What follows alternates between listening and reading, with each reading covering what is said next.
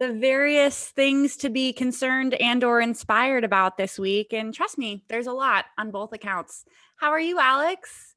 It's 2020, but grading on that massive curve, doing okay. I'm really excited for the show today because we're joined by our really good friend and just amazing activist, Michael Lighty, the former healthcare advisor to the Bernie Sanders campaign. I always refer to him as the plenipotentate of Medicare for all.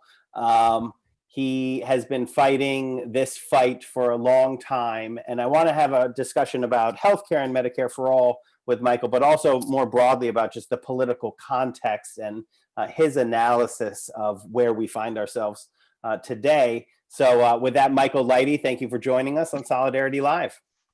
Thank you, Alex and Jocelyn. It's great to see you guys again. So why don't we start with just the broadest sort of, can you tell us what is going on in the world? Because it just seems like chaos right now. But I do find that if you really have a sharp analysis, you can still see that we are making progress against a flailing reactionary mass, but that progressive people power is actually the most flexed position that we've been in. There's a lot of strength, and I want to know if you're seeing the same thing. Absolutely. It's extraordinary, the level of mobilization. Every time something goes south for the Trump administration, and that's usually every time he's on Twitter or opens his mouth, the progressive forces are further mobilized. Barrett's nomination looked like, oh man, this is just a railroad job, done deal.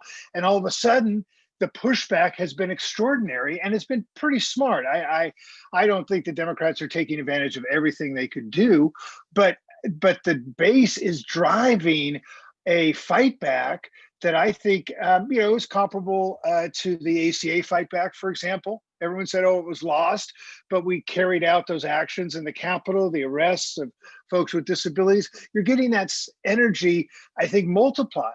I agree with you. And what really we see with Trump is it turns out that the Republican establishment and, the forces of racial capitalism, if you will, have chosen the wrong guy. Turns out he is as unreliable and as narcissistic and as self-destructive as we thought he would be.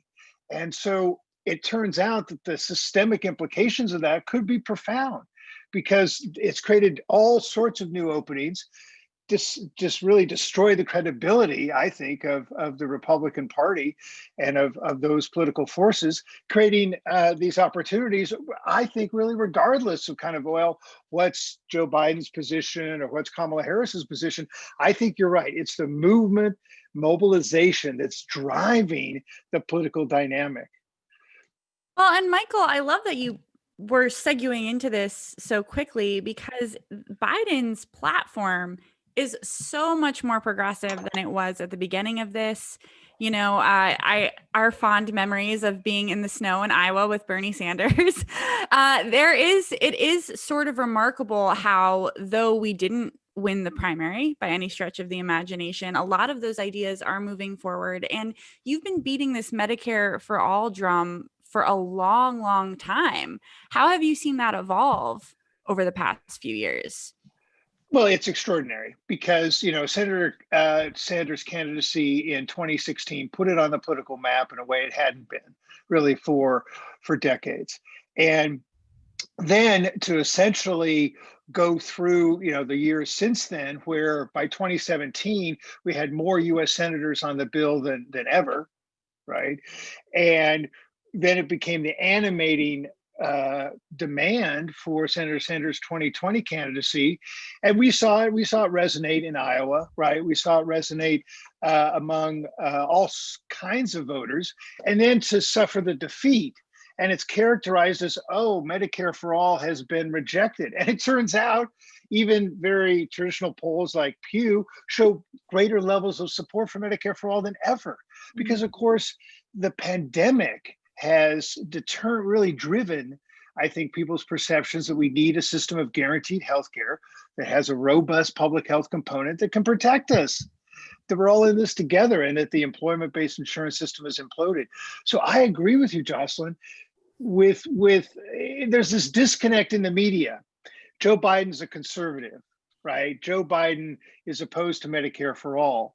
And yet we've made these huge gains. The public option that's contained in the platform is the most robust version we've ever seen, frankly.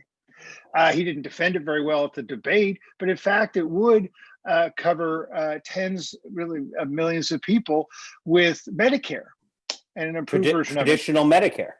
Traditional Medicare, not a private plan, not some public option created specially for, low-income folks, but traditional Medicare that we can then expand. So I think let's push on that just a second, just because we've got you and your policy mind here, just so people understand what that means. Joe Biden has said he would lower the Medicare age to 60, which isn't far enough, but that's 5 years of people who he would add into traditional Medicare, and then a public option that would go into traditional Medicare. We want to fight to lower the Medicare age to 50 to add Medikids. So all, minors up to the age of 18 are covered by traditional Medicare. And right there, you've just expanded Medicare, the base of a single payer system, by tens of millions of people, and removed private insurance from those populations. Now, then, that's a big deal. That's a huge reversal of what's been happening under Medicare Advantage, where the private insurance system have been, Trojan horsed into traditional Medicare to just empty it and hollow it out. That's a big deal. So just can you talk about that a bit? Well, I think it is a big deal because fundamentally it means publicly financed, publicly administrated, accountable, guaranteed healthcare. Because it doesn't have the denials, it doesn't have the restrictions that private insurance places, doesn't have the problems of Medicare Advantage, which primarily revolve around narrow networks, limited, scope of providers, with still, some pretty high out-of-pocket costs. And the Medicare Advantage, as you say, is a profit machine for the private insurers. It's not a program of guaranteed healthcare. It's like, how do we create market segments of patient populations among folks over 65 to figure out how we can make the most money and drive mergers and acquisitions in the private health insurance arena. So it's fundamentally different in concept and application. And what it does is it points the way to a Medicare program. You're right. Once we get kids in, once we get people over 50, we're basically going to take the remainder who are in private insurance. They're going to realize, hey, our deal isn't so good here, right? First of all, I just lost my job and I lost my health insurance. And now how am I going to pay COBRA? How am I going to pay these high out-of-pocket costs? You know that the average premium for a family of four is over $21,000, $21,234 a year. Who can afford that if the median income for a family of four is $80,000? We're supposed to pay a fourth of our income to health insurance companies who do nothing for us except deny care. So the Medicare model represents the opposite of that. It represents a commitment to guaranteed healthcare, and that's what we've lacked in the pandemic. Because if everyone's realized, well, if I have no sustainable source of coverage, then I'm just going to be on my own, subject to a virus that's out of control that this administration has failed to combat in any kind of effective way. So I think that the healthcare issue, people kind of downplay it sometimes. I think the number one issue is people are afraid of getting COVID. They're afraid this health insurance system isn't going to work for them, and they're right. Well, and what I'm really curious about, because you have been on top of this issue for so long. What is the disconnect when you're speaking to people who maybe don't agree with us or don't fully, because for me it seems so intuitive and so obvious. Healthcare costs are the number one thing that bankrupt the American family. It seems like everybody would be a single payer activist. But what is the resistance you see when you're discussing this with normal people? The resistance really is, how do you pay for it, and can you trust government? Hmm. And so the attack on the post office has to be seen as part of this broader attack on government meeting people's needs. And the post office is wildly popular, and yet the Republicans still felt they could go after it. They failed, I think, pretty clearly.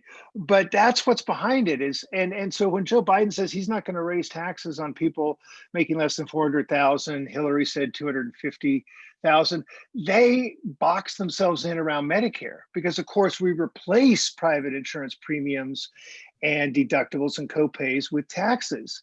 That doesn't mean taxes go up. It just means we pay for actually less for healthcare through taxes, but it's used against people. And then to me, Jocelyn, my favorite thing about the Medicare for All debate is all the economists playing political scientists. I mean, just if you read these economists, whether it's Paul Krugman or these other folks, they're not opining about the economic viability of Medicare for All. It's a certainty that we're going to save $450 billion at least by going to Medicare for All, an improved version of Medicare. We know we're going to save employers half of their current healthcare costs. Individuals are going to pay literally a fraction in some cases of what they're paying now of that 21,000. So we know it's going to save tons of money, but the economists don't want to argue that. They want to argue political viability. And so what we're seeing ultimately is the power of the healthcare industry to shape what is possible politically and to buy politicians, including Democrats, who, there's a member of Congress who's a Democrat who's the largest recipient of pharma money. Richard Neal is basically a captive of the healthcare industry and private equity. He's chair of Ways and Means in the House. So this is the problem. Democratic politicians fronting for the healthcare industry and denying the huge popular support among their own base. Imagine a political party where 70 or 80% of the people who support your party want a policy and you say it's not politically viable. Well, how politically viable are you then? That is such a great question. And it's the number one, this is still a healthcare election. COVID and healthcare are number 1 and 2, and COVID is healthcare. So thank you. I want to maybe zoom out a little bit. I want to keep it around healthcare, but I love this discussion. I think that what we're seeing is actually, we're seeing it around healthcare, and what you, I think, just described is how pharmaceutical corporation, insurance money capture the political system. And it's actually capital capturing the political system. And it's not just these, you see it across the board with private equity and hedge fund managers and BlackRock and these actors who, when you dig into it, as Jocelyn and I discuss here all the time, you find the same villains, these greedy liars on Wall Street who have just sunk their tentacles into every aspect of our society and our lives, right? And they destroyed Toys R Us and KB Toys, and kids can't go to toy stores anymore because these guys need new yachts. And then they're like, oh yeah, no, they're just not economically viable, right? And that was the whole thing. And the workers are screwed, and the C-suite, the CEO get these huge bonuses because they're in it with this capitalist class. But I think what the pandemic has exposed is not just that, the healthcare, which is not a healthcare system, as we all know, it's a wealth extraction system. I think it's exposed the deficiency of capital writ large, and people are actually understanding at a very visceral level an understanding of who's on their side and of what solidarity really is, and that these assholes are more than happy to let us die. It's actually profitable for them, right? When people are seeing these billionaires making billions of dollars in a pandemic where hundreds of thousands of people have died and millions of people have lost their lives, it's really difficult for that lie that the good capitalists are just looking out for us and it's not them who are destroying things; it's just economic viability. Am I too much there? I'm not saying it's all coming apart for them, but I'm seeing it exposed in a way, and it's natural, right? It doesn't take somebody guiding someone through an analysis. They're just seeing it on their own.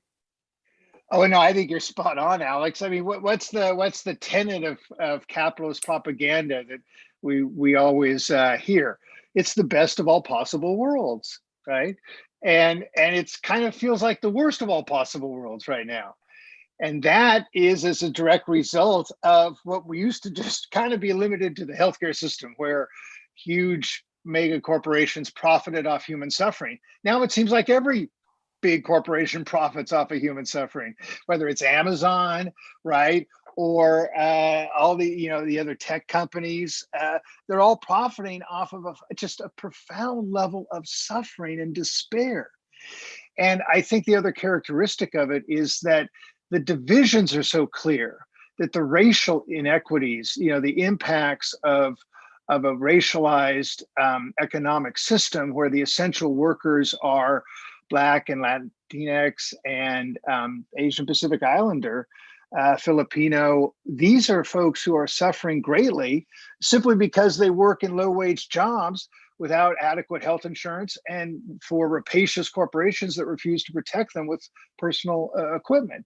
And so you see the divisions in societies blown open by the pandemic, and it really is the divide. I mean, in a lot of places, the housing market's on fire, right? Wealthy, professionals are able to go about their day. It's tough at times, right? With kids and school and work and balancing, but economically, financially, they're doing well. So a system that promotes itself as we can provide mass prosperity, we can provide the best of all possible worlds, right? We can meet human needs. It's all a bunch of crap, it turns out. And it took a pandemic to realize the full extent of it. But we have to lay the blame too on the Trump administration, because they're out obviously for himself first, Wall Street second, and the rest of us can go pound salt.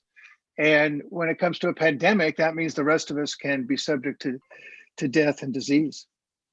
Well, and I love that you bring that up, Michael, because it's so important that we realize, though this pandemic has been very difficult for all of us, and though healthcare costs are always a concern for everybody, this isn't hitting everybody the same. And that is something that, as like professionals having the conversation, that there is a schism happening in America between people who are a level of middle class where they're probably fine, and between people for whom this has been existential and whose lives might be recovering for years. There is just such a disparity both in how COVID has affected people economically and how it's affected people on a very visceral physical level. I mean, COVID clusters are popping up in lower income communities and communities of color, and that the inherent cruelty, the maliciousness of people who minimize COVID because it's not impacting their safe suburban professional community. I mean, it's difficult to overstate that. Has this been jarring for you to witness too? Very jarring, Jocelyn. And it reminds me of Iowa, back to our time in Iowa, because Iowa is, less than 10% people of color, and the COVID cases are concentrated in those communities at like 74%. And so when I hear Kim Reynolds say we don't need a mask, when I hear Kim Reynolds say we can do business as usual, I hear Kim Reynolds, the governor of Iowa, talking to white people and about white people, and that her constituency is white people. And so basically, hey, my folks aren't that affected unless you happen to work, side by side with a person of color or in close contact. A lot of white Iowans are avoiding this to a large extent. And I think it's reflected in her political positioning. They don't care about people of color. 9 out of 10 Republicans are white. This division is profound. And what I think is encouraging is that we're actually kind of overcoming it to some extent. That Joni Ernst is in trouble in Iowa, which is shocking, right? After the time we spent there, it's shocking, right? it's a very good sign. And so I'm not going to be on the side of writing off all white folks. I'm going to be on the side that there are good folks that we can move over. And the reason I believe that is, I mean, we have to be realistic about what it's going to take. We're not going to win over all the white nationalists, white supremacists, the people really committed to this present system of white supremacy. But we also have to understand that the material condition of white workers has a direct impact on their attitudes around race. And if the Democrats, when they were in power, had stepped up and done things like raise the minimum wage, guaranteed healthcare through Medicare for all, we wouldn't be in the same racial dynamic we're in. Imagine if the minimum wage were $22 an hour. I believe that there's at least 15% of the white working class that would be with the Democrats, just as a result of their material position being improved. So I'm pessimistic in the short term, but believe we can turn this around if we're able to appeal to folks and really improve their material lives. I agree. And then I want to zoom out a little bit further, and then we can come back in. But I want to go global for a second, because I think another thing the pandemic has done is actually really challenge people in America to understand that, in fact, there's a whole world out there. And it often has no cares about what America, it's not just a reflection of what America's doing or anything. They're doing things on their own. And it's shocking to people that say, pick a country on the continent of Africa at random right now, and they're actually dealing with their COVID epidemics better than the United States of America. I'm literally, you can pick on the continent. You can actually do that in Europe as well, right? South America, you can't because of Bolsonaro, which, it's neck and neck of whose epidemic is going to blow up worse. But that, in fact, being the richest country in the world, which is the United States of America, in the history of the world, which is the United States of America, has not protected the people from this pandemic. When you can go to a country that is wildly less wealthy than the United States of America, and has actually been able to contain this pandemic through basic public health and solidarity. That aspect, I think, is just starting to seep in on people. And again, not the MAGA hat people who are like, it's all a hoax. And you're like, they cancel Eurovision and the Hajj to impact Trump's electoral prospects? I don't think so. There's a whole world out there, folks. But this is a pandemic is everywhere. And what America, like the capitalist mirage of America that's been pierced, is that best of all worlds, right? Like the thing was, I think there was a sort of deal that people made. They might not have even known that they made it, but they were okay a bit with suffering, with cruelty, with inequity, with the barbarity of the machine that they don't have to see, as long as they were safe. And they would be okay with the deal. I don't understand international finance, so I'm not going to worry myself about, other countries being crushed by our financial system, because maybe that's just the price we pay for the comfort that we have in this country. And again, I don't think that all of this is active in people's brains. And there's an enormous amount of propaganda that we're hit with in this country all the time to sell us that vision. And then a pandemic hits and everyone's like, we got this. We don't got this. And we never even began to got this. And it was so clear to people.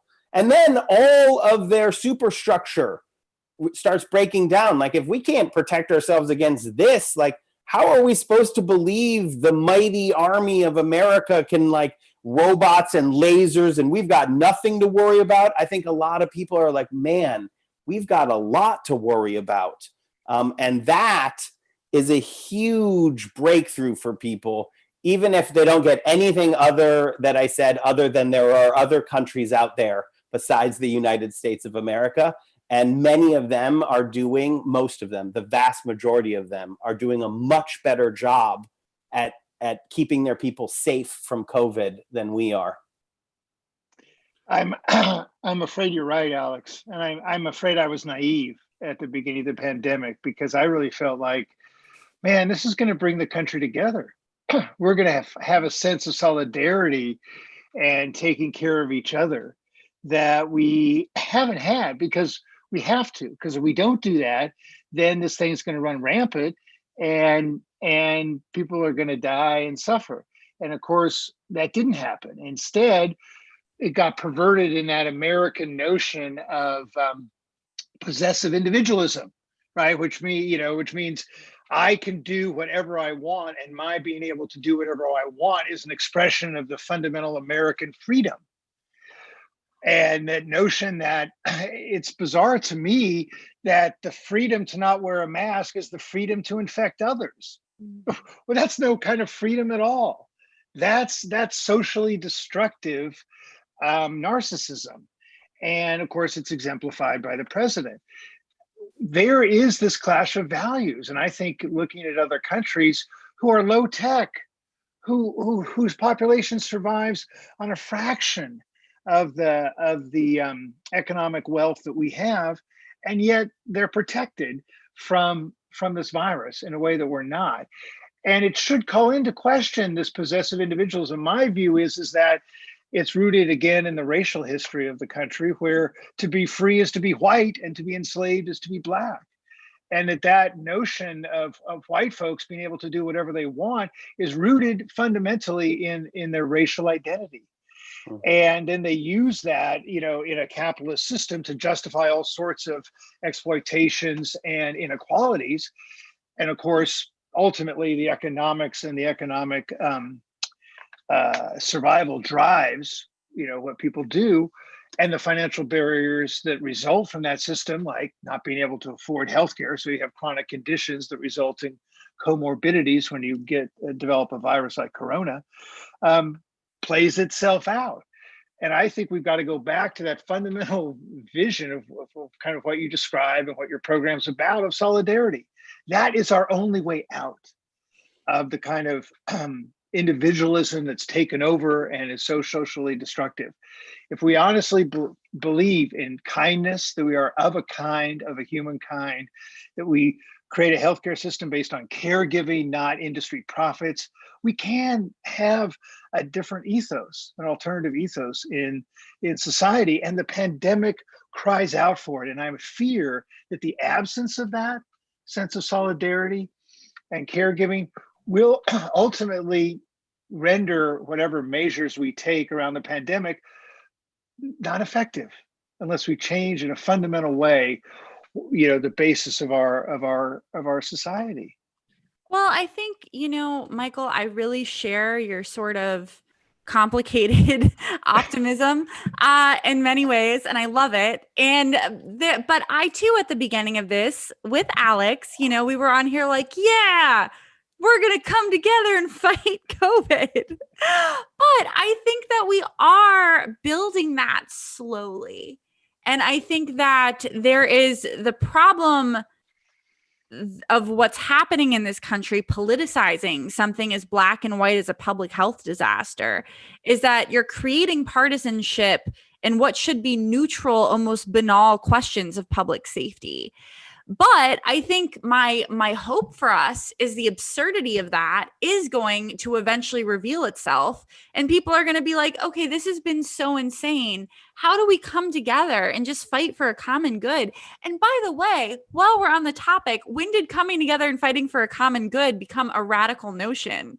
Like, I don't think anything that anyone has said on here today is particularly crazy or out there. I mean, have I missed something? Have you guys heard anything crazy or out there? Not me.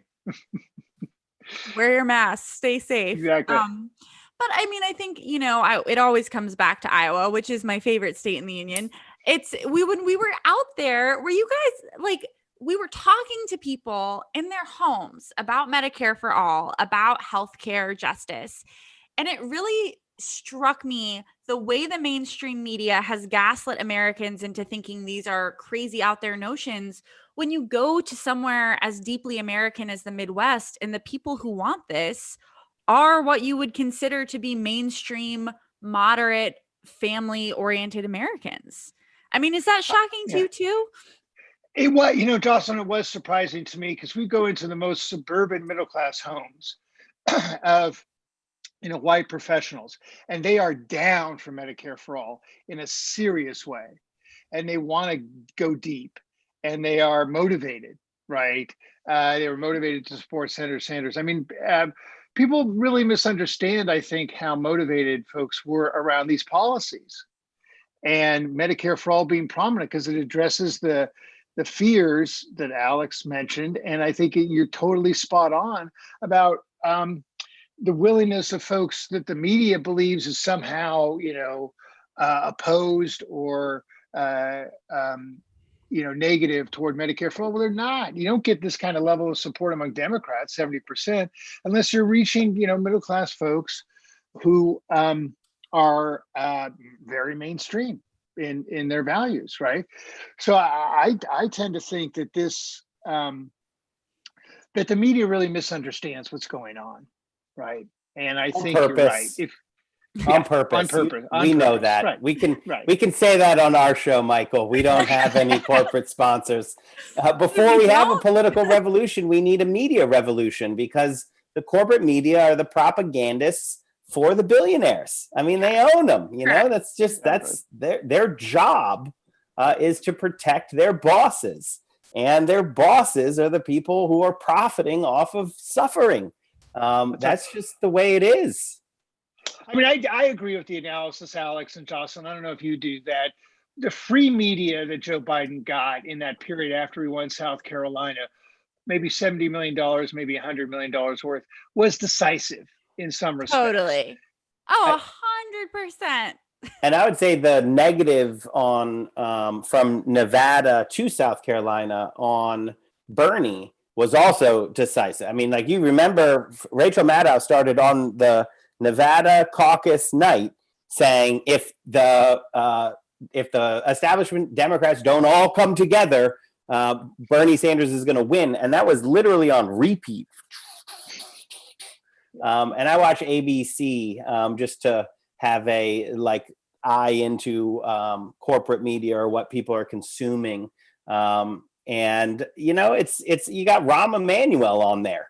Literally, you got all the time. Yeah, you got Rahm Emanuel. He's their contributor. You had Chris Christie in there. Like, well, what does this mean? You two failed politicians who are horrible. Thank you. You're like, let's bring on the losers to tell us how to win. And you're like, why don't you not do that? Okay, but that's what they do. This is why I feel like there is just this bizarre cultural phenomenon where we are real America, we Bernie bros are America. And you have this bizarre thing where all these people want this progressive agenda, which, by the way, I think we can agree, the Overton window has gone so far right. This isn't actually that progressive, anything we're saying. And then you have this weird media politosphere of I don't want to call them elites because that sounds like Trump rhetoric, but they are. They're very elite people that live in coastal cities and make a lot of money, creating narratives about people they don't know, people they don't understand, people they haven't lived among or haven't lived among in so long. And so you have this very real case of a narrative that doesn't match the country it's about. And that's why we got to go back to Des Moines and do more live streams. I will say I'm going to disagree with you on one thing, Jocelyn.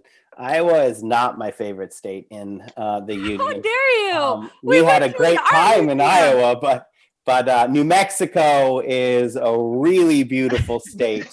And California is a fantastic state. And California is, like, to me, the one of the things you can see with the sort of propaganda machine of the corporate media is this painting of, California is this massive American success story all the time whenever Republicans aren't in charge, right? Like when they actually just taxed rich people just a small amount And you have this really functioning state that's enormous. It has a huge population. And I think that it annoys me. So like, much love to all of my fam in Iowa, but I don't think Iowa should be determining the direction of this country at the level that it does. Neither do I think that Wyoming should, right? And DC should have more of a vote than Wyoming, because I'm a majoritarian type guy. I hate the Senate. I hate the Great Compromise.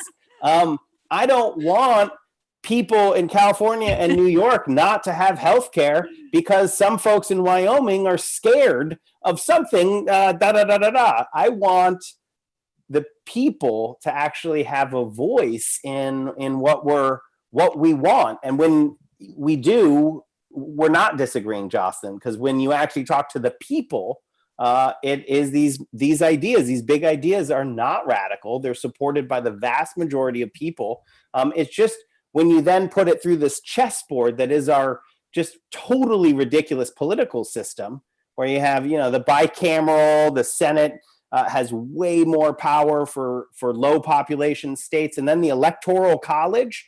I mean, these are all ideas that they're like, how do we keep the slave owners happy? And we've inherited them and been like, these are sacred. These are sacred institutions that we cannot mess with. And you're like, these are dumb. These are dumb institutions that should be abolished. And that brings me to sort of California. California has done, it faced a lot of the brunt of the pandemic. It was very early on there. California is also not, it's not homogenous.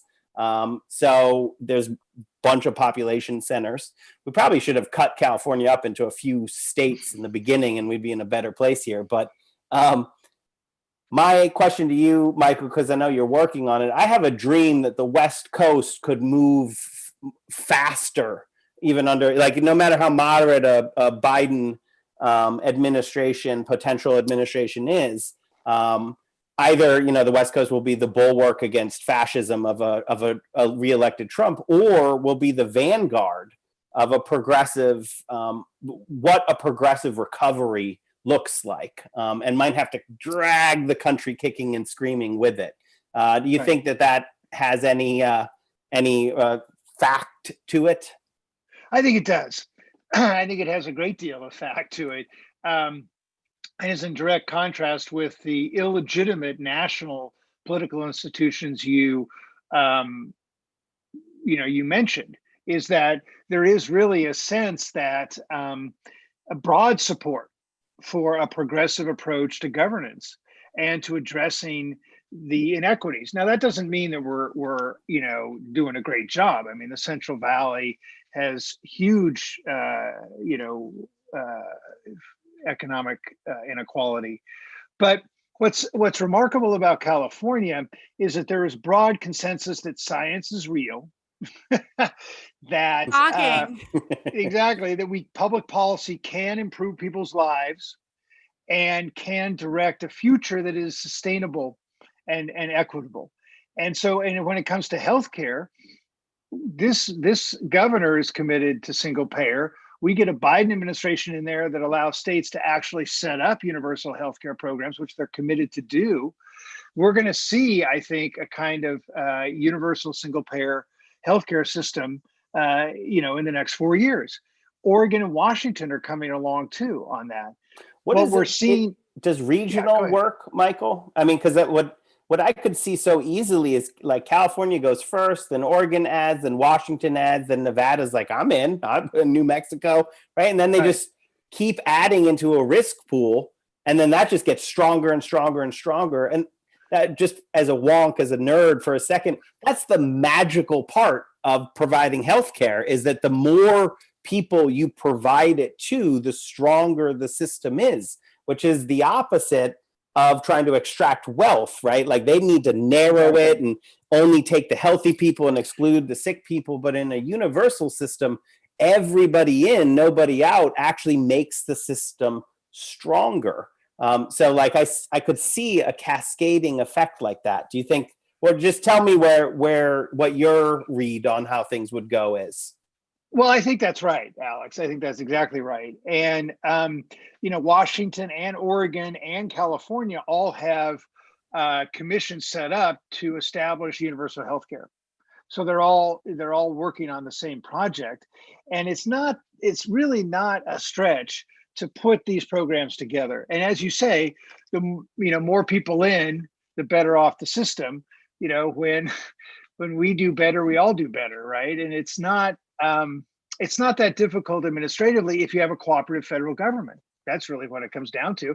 The Trump administration's let these, conservative states decimate healthcare systems, try to block grant Medicaid, right, which restricts access, and do all these other nefarious things, these short-term health plans, which are very destructive and don't cover pre-existing conditions. So, I mean, it's not like, you can't experiment, but let's experiment with universality. Let's experiment with solidarity. Let's experiment with cost savings. And it's very doable, I think. And it takes some leadership, but you also don't have the opposition. I mean, we're in a state, California, where Biden's lead over Trump is 31%. People don't realize, like, the wholesale rejection of that worldview is the basis for progressive politics, right? And I think it does to some extent, go back to a belief in science, in rationality, but mostly I think it goes back, which is shocking after having breathed smoke for weeks, to a sense of optimism. It is, you can't avoid the sense in California that a better world is possible. Well, and And that Michael, they're as you're talking, sorry, I know we went way over. We're still going over. It's fine, whatever. As you're talking about hope, it brings me back to what Alex was saying about this is all by design. The confusion is by design, the despair is by design. And so for us, hope is our biggest tool, because it's like you're saying, these things require leadership, but they're far from impossible. They're far from outlandish, and a sense of hope and like, wow, we can actually do these things. We can live in a world where if a pandemic happens, it doesn't look this way. We can live in a world where a cancer diagnosis isn't also a financial death knell. These are very workable things that the rest of developed world has managed, and hope is really what we need right now, not cynicism, because that plays into these corporate establishment powers. They want us to feel cynical, so we won't try to change anything.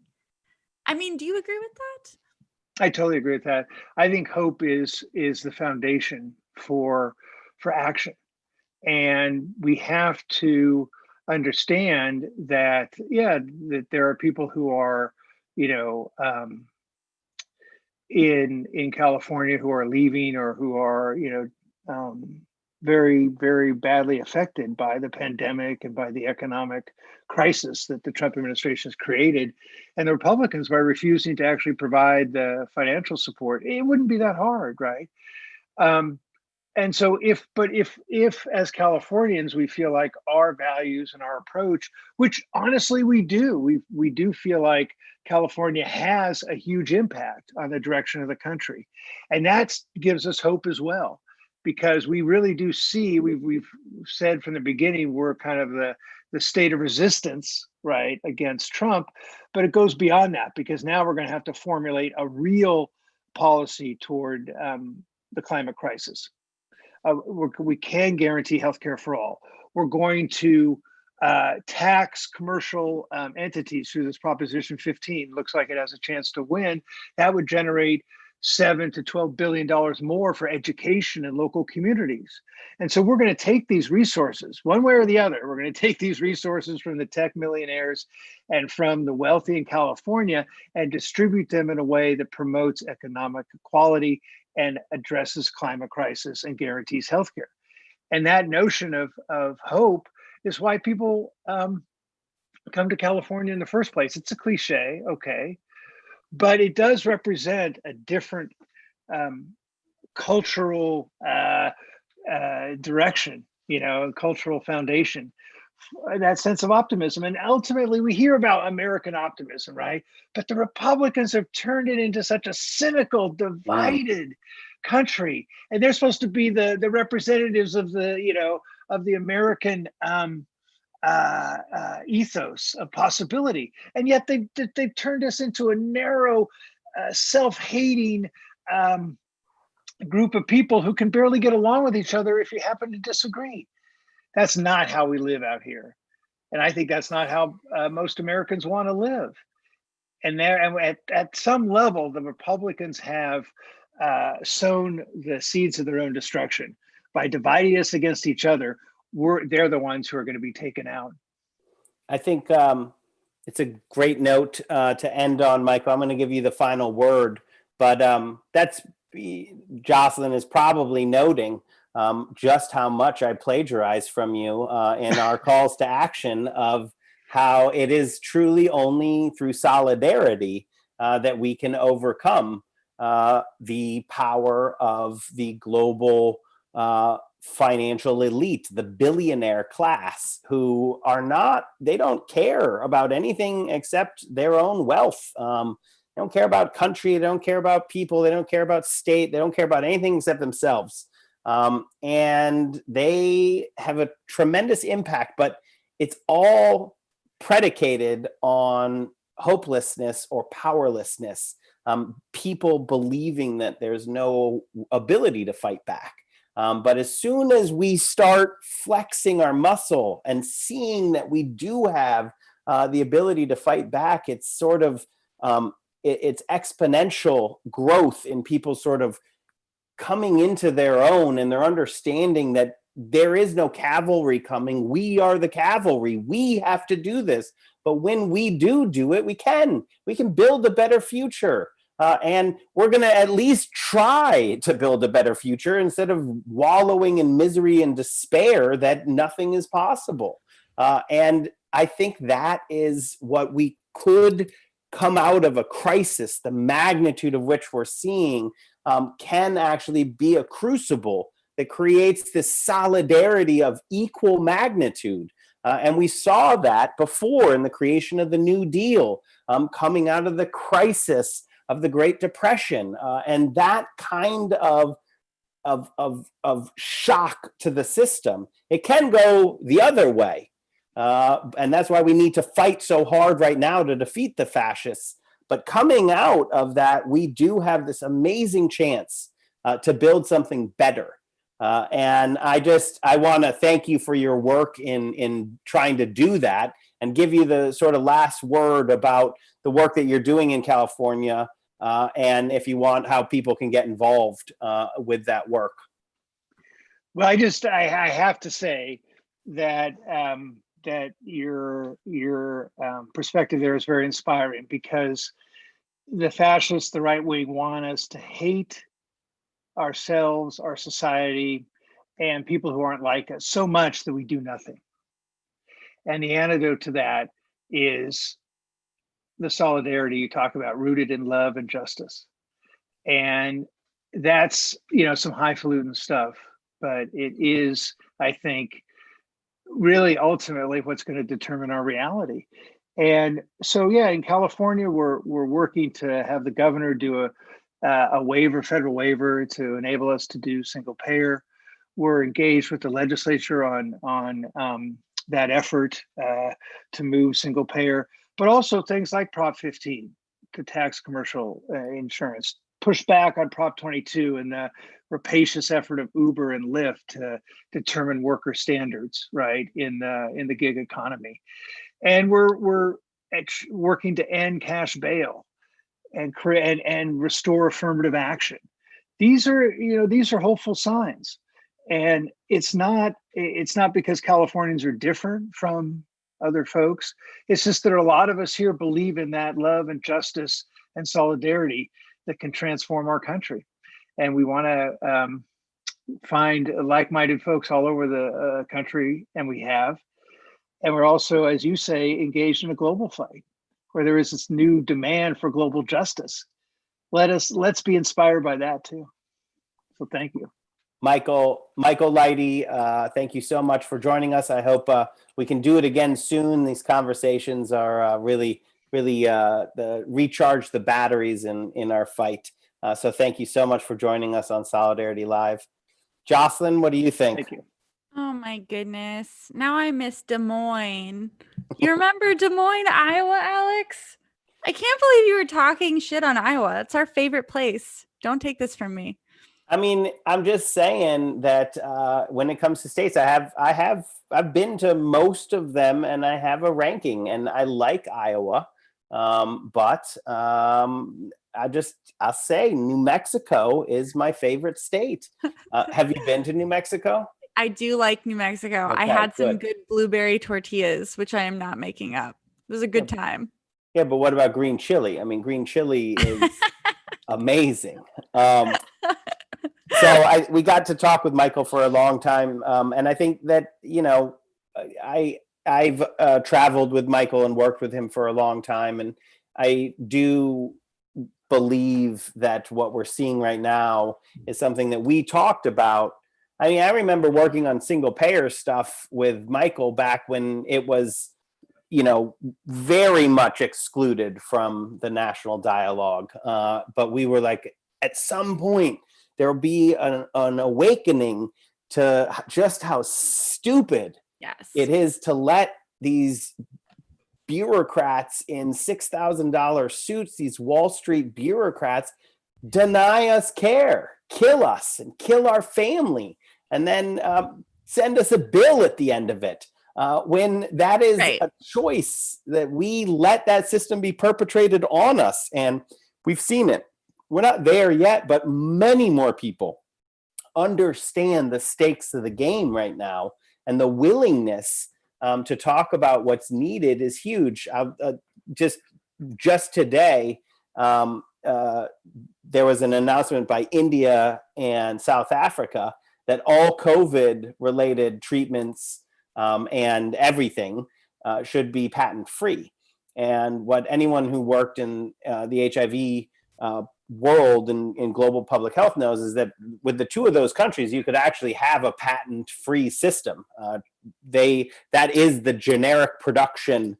Those two countries alone, you could produce all the drugs that you wanted and just ignore countries that are saying that, no, the people pay for the research and development, but we need to let these parasite billionaires profit off of it.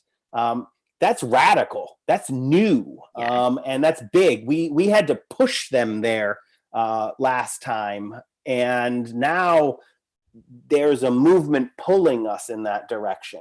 Well, and I do want to talk a little bit more about hope, because I don't think I do that enough. I know we talk about it a lot, but more. Let's talk about more hope. More hope now. Okay, so here's the thing.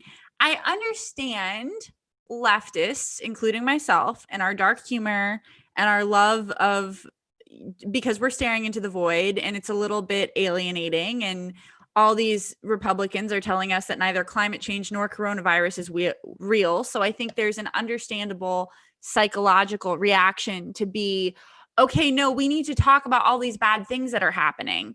But something, Alex, that you and I talk about all the time is these are fixable problems with pretty straightforward solutions that we have dealt with far worse before. We've dealt with far worse not that long ago. I mean, you look back over the past 200 years, abolishing slavery, World War II, Nazis that were, smarter than Trump is. We have overcome so much. And this hope has to be our staying power, and this solidarity, and this sense of we can fix these problems. It's not all bad. It's not all bad. Or else what would we be fighting for? That's why we talk about art and music. And I get some hope from things like the Pope just came out with his latest encyclical, which is a big deal for Catholics, which I'm not a Catholic. You're I was a recovering Catholic. I left the Catholic Church because there's so much terrible in the institution, but the parts that I took with me, the preferential option for the poor and liberation theology, I brought into where I am now. I'm like a Unitarian liberation theologist. But I read what the Pope put out there, and then because I think Catholic Church is generally a massive small c conservative institution. It's a traditionalist. It's supposed to be very slow, right? Like that's their whole idea, is to slow things. But the Catholic Church is now on this encyclical way ahead of where the United States is, saying that there's a universal a brotherhood of people that everybody deserves materially to be able to live in this life, and that inequality is rotting the system. And basically, he's saying billionaires are actively killing all of us. He's just doing it in poppies. And that gives me hope, because I look at institutions like that, like big shifts are happening. And I realize that America is super important, but we're also not the whole thing. And we will join and get dragged kicking and screaming maybe, but the magnitude of this crisis that we're facing, I think, will be matched by the magnitude of what we have to do to get out of it. And it's all pointing towards solidarity and a fight against this small group of people owning all the wealth, all the power, and watching the world burn. Well, yeah. And as you're talking, I'm thinking back to how we started this conversation, which is, look, nobody on this show was a Biden person, to say the least. And I still think we still have a lot of melancholy about how things went with the primary, which is why I'm writing a melancholy novel about it. But that's another story. But like at the end of the day, this is a very progressive platform we have. This is a very progressive public that we have. There's a lot we do have that's on our side. And yes, I realize that Trump could still win, but he's a terrible candidate at this point. I mean, his polling numbers are not good. There is so much momentum at our backs. And I think it's like it's like we always say, if we can really focus on all the things that are in our favor and these very real and very existential fights that we're going into, I think that's what's going to carry us through this. That and the art museum in Des Moines, which I think is the finest in the union. I don't agree about the museum, but it's not finest, but extraordinarily good. Extraordinarily fantastic. And I will talk some smack on museums that don't hit the mark. But everyone who can should visit the I forgot the name of it, but the art museum in Des Moines. My son still wears his "I'm an activist" T-shirt all the time. That's so cute. But I want to just say that it's also, there's a old socialist saying or phrase of the only thing we have to lose is our chains. And the idea of that is that people's backs are against the wall.